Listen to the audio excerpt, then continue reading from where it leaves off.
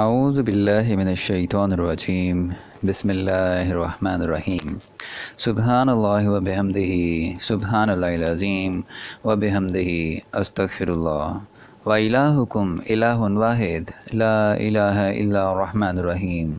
اللہم صلی علی محمد وعلی آل محمد کما صلیت علی ابراہیم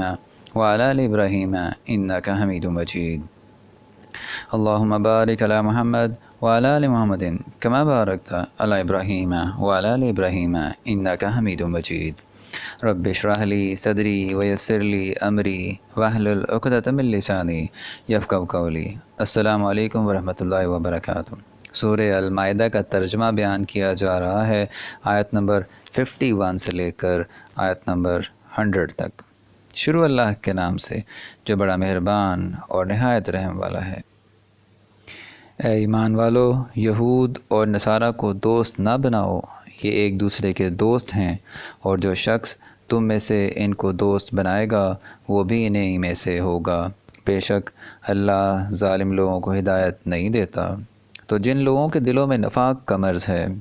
تم ان کو دیکھو گے کہ ان میں دوڑ دوڑ کے ملے جاتے ہیں، کہتے ہیں کہ ہمیں خوف ہے کہ کہیں ہم پر زمانے کی گردش نہ آ جائے، سو قریب ہے کہ اللہ فتح بھیجے یا اپنے ہاں سے کوئی اور امر نازل فرمائے،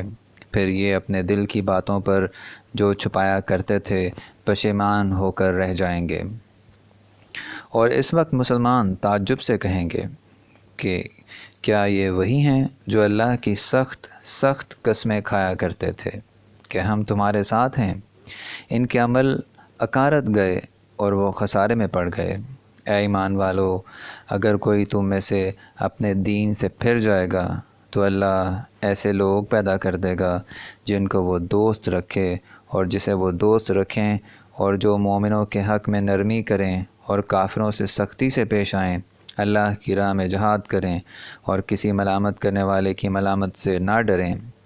یہ اللہ کا فضل ہے، وہ جسے چاہتا ہے دیتا ہے، اور اللہ بڑی کشائش والا ہے اور جاننے والا ہے۔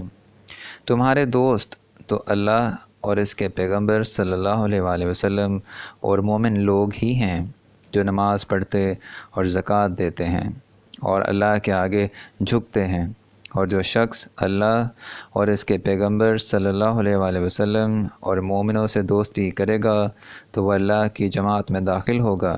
اور اللہ کی جماعت ہی غلبہ پانے والی ہے۔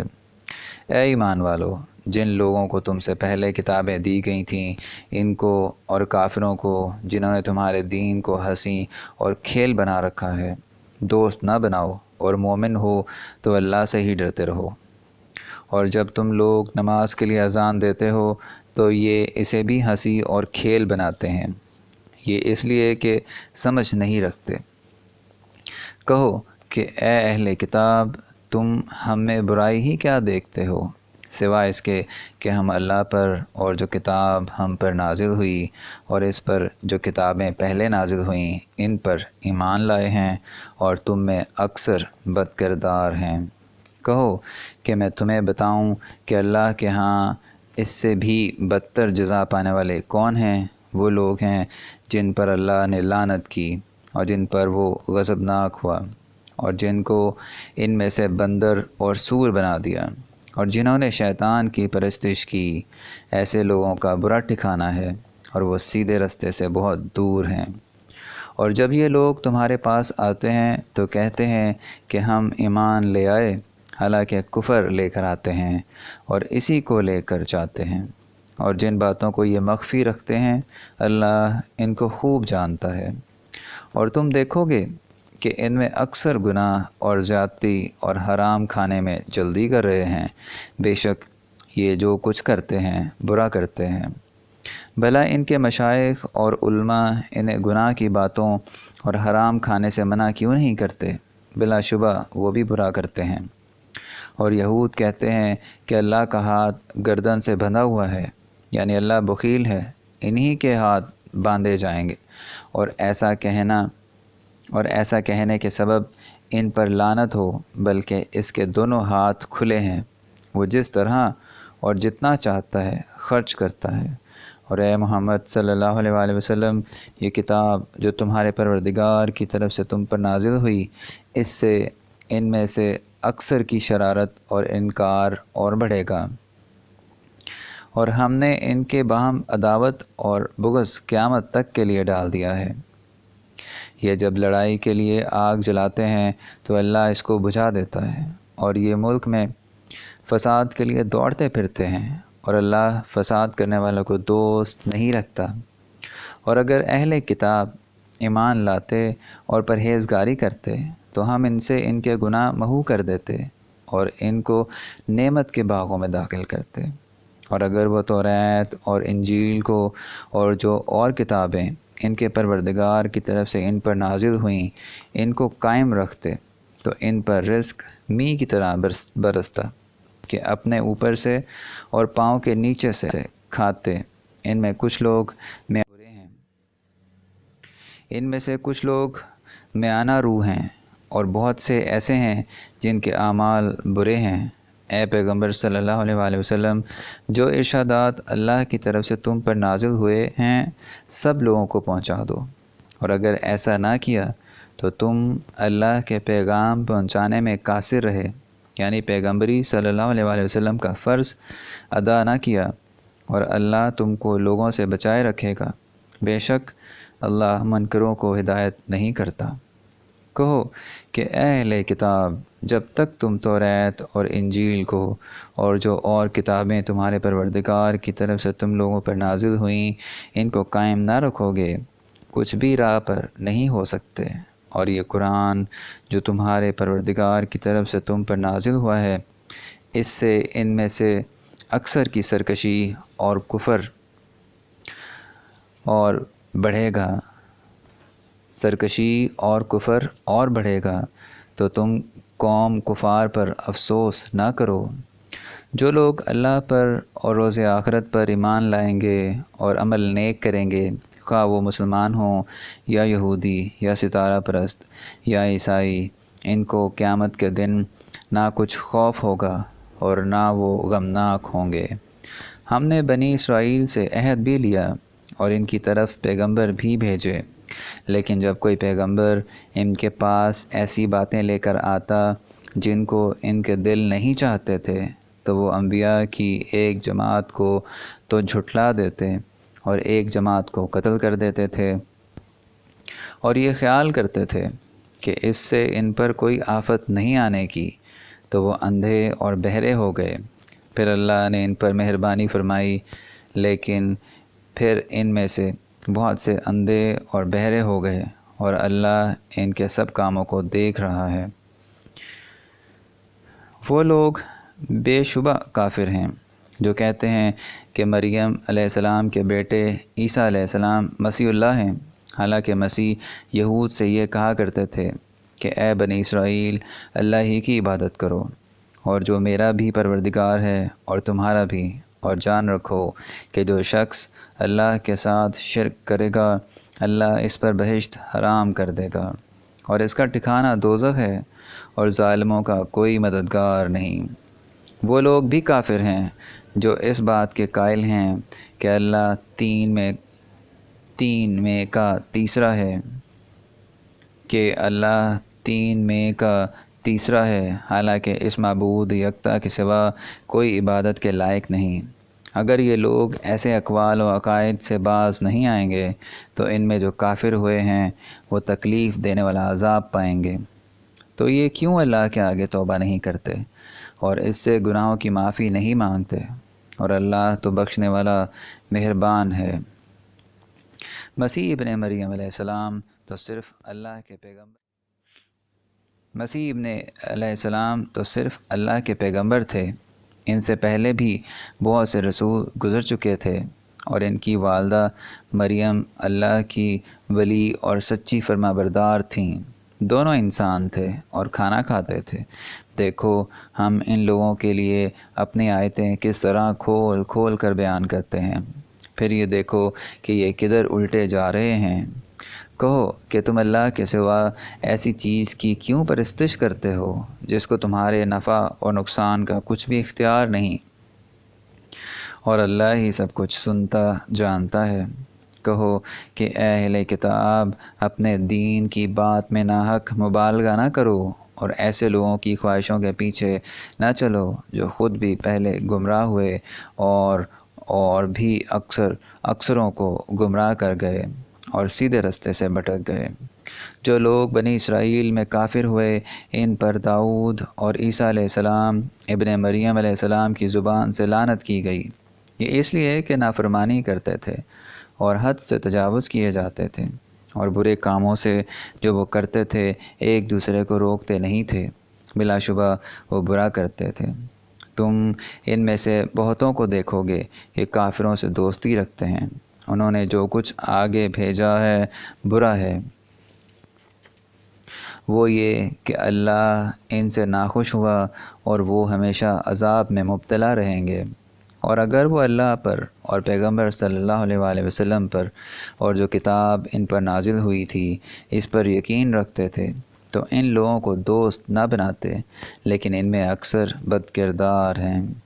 اے پیغمبر صلی اللہ علیہ وآلہ وسلم، تم دیکھو گے کہ مومنوں کے ساتھ سب سے زیادہ دشمنی کرنے والے یہودی اور مشرک ہیں، اور دوستی کے لحاظ سے مومنوں سے قریب تر ان لوگوں کو پاؤ گے جو کہتے ہیں کہ ہم نصارہ ہیں۔ یہ اس لیے کہ ان میں عالم بھی ہیں اور مشائخ بھی، اور وہ تکبر نہیں کرتے۔ اور جب اس کتاب کو سنتے ہیں جو سب سے پہلے پیغمبر محمد صلی اللہ علیہ وآلہ وسلم پر نازل ہوئی، تو تم دیکھتے ہو کہ ان کی آنکھوں سے آنسو جاری ہو جاتے ہیں، اس لیے کہ انہوں نے حق بات پہچان لی، اور وہ اللہ کی جناب میں عرض کرتے ہیں کہ اے پروردگار، ہم ایمان لے آئے تو ہم کو ماننے والوں میں لکھ لے، اور ہمیں کیا ہوا ہے کہ اللہ پر اور حق بات پر جو ہمارے پاس آئی ہے ایمان نہ لائیں، اور ہم امید رکھتے ہیں کہ پروردگار ہم کو نیک بندوں کے ساتھ بہشت میں داخل کرے گا۔ تو اللہ نے اس کہنے کے عوض بہشت کے باغ عطا فرمائے جن کے نیچے نہریں بہہ رہی ہیں، وہ ہمیشہ ان میں رہیں گے، اور نیکوکاروں کا یہی صلہ ہے۔ اور جن لوگوں نے کفر کیا اور ہماری آیتوں کو جھٹلایا وہ جہنمی ہیں۔ مومنوں، جو پاکیزہ چیزیں اللہ نے تمہارے لیے حلال کی ہیں ان کو حرام نہ کرو، اور حد سے نہ بڑھو کہ اللہ حد سے بڑھنے والوں کو دوست نہیں رکھتا۔ اور جو حلال طیب روزی اللہ نے تم کو دی ہے اسے کھاؤ، اور اللہ سے جس پر ایمان رکھتے ہو ڈرتے رہو۔ اللہ تمہاری بے ارادہ قسموں پر تم سے مواخذہ نہیں کرے گا، لیکن پختہ قسموں پر جن کے خلاف کرو گے مواخذہ کرے گا۔ تو اس کا کفارہ 10 محتاجوں کو اوس درجے کا کھانا کھلانا ہے جو تم اپنے اہل و عیال کو کھلاتے ہو، یا ان کو کپڑے دینا یا ایک غلام آزاد کرنا، اور جس کو یہ میسر نہ ہو وہ 3 روزے رکھے۔ یہ تمہاری قسموں کا کفارہ ہے جب تم قسم کھا لو اور اسے توڑ دو، اور تم کو چاہیے کہ اپنی قسموں کی حفاظت کرو۔ اس طرح اللہ تمہارے سمجھانے کے لیے اپنی آیتیں کھول کھول کر بیان فرماتا ہے تاکہ تم شکر کرو۔ اے ایمان والو، شراب اور جوا اور بت اور پانسے یہ سب ناپاک کام اعمال شیطان سے ہیں، سو ان سے بچتے رہنا تاکہ نجات پاؤ۔ شیطان تو یہ چاہتا ہے کہ شراب اور جوئے کے سبب تمہارے آپس میں دشمنی اور رنجش ڈالوا دے، اور تمہیں اللہ کی یاد سے اور نماز سے روک دے، تو تم کو ان کاموں سے باز رہنا چاہیے، اور اللہ کی فرما برداری اور رسول صلی اللہ علیہ وسلم کی اطاعت